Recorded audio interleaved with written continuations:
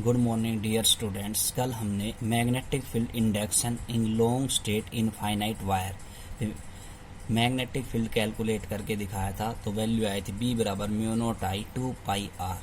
अब हम ampere circuital law के एप्लीकेशंस पढ़ रहे हैं।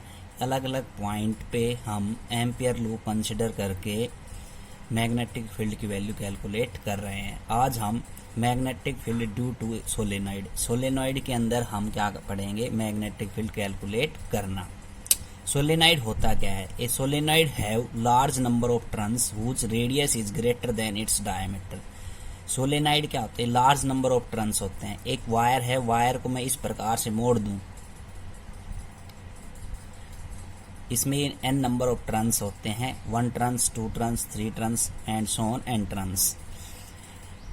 तो a solenoid have large number of turns, large number of turns होते हैं, उनकी जो रेडियस होती है वो ग्रेटर देन होती है डायमीटर से। उसको हम क्या कहते हैं? सोलेनॉइड। एक वायर को इस प्रकार से मोड़ दे तो सोलेनॉइड की तरह होता है। ठीक है, ये इसकी स्टेटमेंट है। तो मैग्नेटिक फील्ड कैसे कैलकुलेट करेंगे इसके ऊपर। Shape of solenoid in the form of helix. जो इस सोलेनॉइड की इस प्रकार की जो शेप रहती है उसको हम हेलिक्स फॉर्म बोलते हैं। ठीक, तो ये हमने एक सोलेनॉइड कंसिडर कर लिया और इसके ऊपर हमने एक एम्पियर लूप ड्रा किया रेक्टेंगल टाइप। ठीक है, और ये क्या है? मैग्नेटिक फील्ड दिखाई है inside the solenoid and outside the solenoids, और L उसकी लेंथ है और I क्या है? इसमें करंट है। So draw an ampere loop on solenoid PQRS and specify the value of B and DL. The value of B along DL is same. So here theta बराबर 0 degree. देखो यहाँ पे एक एम्पियर लूप ड्रा करना होता है। किसी पे भी हम मैग्नेटिक फील्ड कैलकुलेट करते हैं एम्पियर सर्किट लॉ के अंदर, तो ये हमने PQRS एक एम्पियर लूप ड्रा कर लिया और ये B की वैल्यू स्पेसिफाई करते हैं। तो देखो यहाँ से सेंटर से जो ये लाइन है P से क्या वाली, यहाँ से यहाँ तक B की वैल्यू सेम है, यहाँ से यहाँ तक भी B की वैल्यू सेम है। यहाँ इनसाइड द सोलेनॉइड के अंदर मैग्नेटिक फील्ड की वैल्यू सेम रहती है और BDL इस तरफ मैग्नेटिक फील्ड की डायरेक्शन इनसाइड होती है। तो BDL जो लेंथ के अकॉर्डिंगली B की वैल्यू सेम है तो थीटा की वैल्यू क्या बनेगी? 0 डिग्री बनेगी। अब यहाँ से एम्पियर सर्किट लॉ हम लगाते हैं B dot DL equal to mu naught I।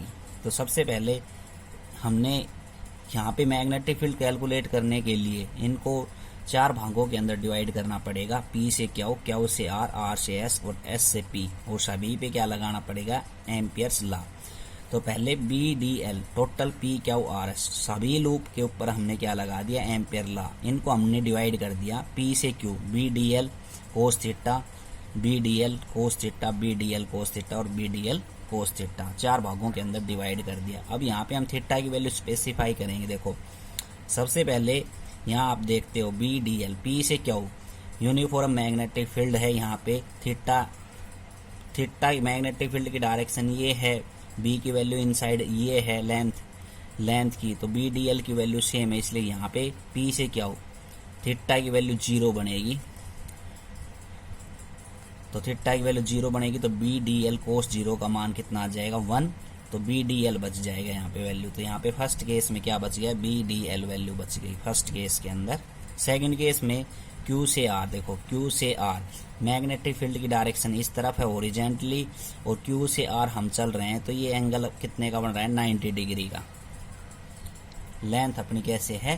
तो BDL में 90 डिग्री का एंगल बन रहा है। लेंथ ऊपर की तरफ चल रहे हैं हम, ऊपर की तरफ, और B की वैल्यू इस डायरेक्शन के अंदर है, तो थीटा कितना बढ़ रहा है? 90 डिग्री। तो कोस 90 का मान होता है 0। तो ये वैल्यू सेकंड वाली सारी क्या हो गई? 0।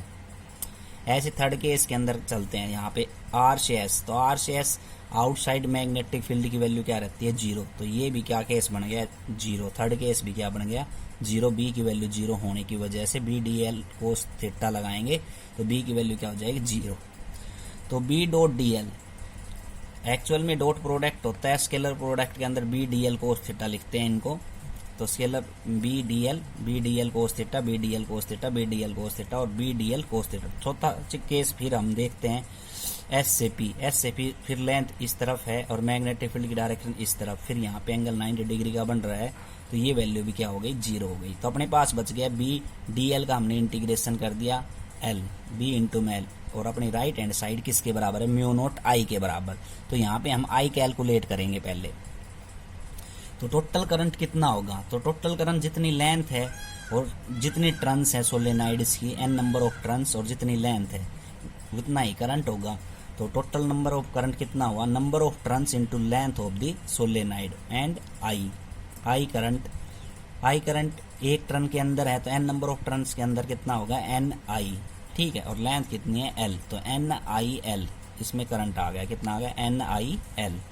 ये हमने करंट की वैल्यू कैलकुलेट कर ली, एन आई एल। तो बी इंटू में एल बराबर किसके बराबर आएगा, एन आई एल के बराबर। तो according to Ampere circular law, Ampere circular law क्या कहता है, B dot D L is equal to mu naught I, ठीक। तो अपने पास बी डॉट डी एल क्या कैलकुलेट करके आया, पी क्या R S B into L के बराबर आया है, और म्यू नॉट आई क्या है, करंट हमने कैलकुलेट कर लिया, तो आई एन एल, तो एल से एल कैंसिल हो गया, बी बराबर म्यू नॉट एन आई, ये फॉर्मूला बन गया अपना किसका, सोलेनॉइड्स का, बी बराबर म्यू नॉट एन आई, यहाँ इतनी मैग्नेटिक फील्ड होगी सोलेनॉइड के अंदर। अगला है टोरॉइड्स, when solenoid is bent in the form of circle, this form is called toroid which have large number of turns। अब सोलेनॉइड का जो ये शेप है सोलेनॉइड की, इस शेप को मैं बैंड कर दूं सर्कल के अंदर तो इस प्रकार फूल की तरह बन जाएगी। तो आपको ये डायग्राम है, उसमें एक सर्कल है अंदर, फिर उसके ऊपर एक सर्कल है, और उसके ऊपर एक हमने एम्पियर लूप ड्रा कर रखा है। बाहर वाली रेडियस पी पॉइंट की आर है, बीच वाली रेडियस की R2 है, और अंदर वाले की क्या है, R1 रेडियस है, ठीक है। और बीच के अंदर हमने ये इस टाइप की जो है शेप बना रखी है। तो सोलेनॉइड को हम बैंड कर देते हैं सर्कल के अंदर, उस फॉर्म को हम टोरॉइड कहते हैं। टोरॉइड के अंदर भी लार्ज नंबर ऑफ एंट्रेंस होते हैं, ठीक। तो इसमें हम मैग्नेटिक फील्ड कैसे कैलकुलेट करेंगे, उसको हम 4 भागों के अंदर डिवाइड किया था, इसको 3 भागों के अंदर डिवाइड करके मैग्नेटिक फील्ड कैलकुलेट करेंगे। पहला पी पॉइंट हम ऑब्जर्व करेंगे जहाँ पे हम मैग्नेटिक फील्ड कैलकुलेट करना चाहते हैं टोरॉइड। तो हमने सबसे पहले क्या करना है, draw an Ampere loop outside हमने एम्पियर लूप ड्रा किया, और सेंटर से सभी जगह वैल्यू चेक की कि मैग्नेटिक फील्ड की वैल्यू सेम है, और बी डी एल जो लेंथ है वो भी क्या है, सेम। तो इसलिए थीटा की वैल्यू क्या बनेगी, 0। तो कंसीडर पहला केस ले लिया, when point P lies outside the toroid, P point कहाँ लाई कर रहा है, टोरॉइड के बाहर लाई कर रहा है।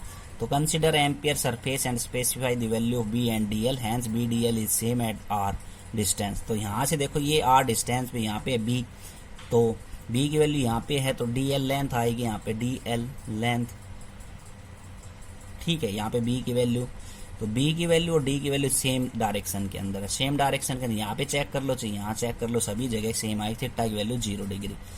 पॉइंट पी, तो यहाँ पे हम एम्पियर सर्कुलर लॉ लगाएंगे, यहाँ पे रेडियस सपोज कर रखी है आर इज ग्रेटर देन क्या है, आर।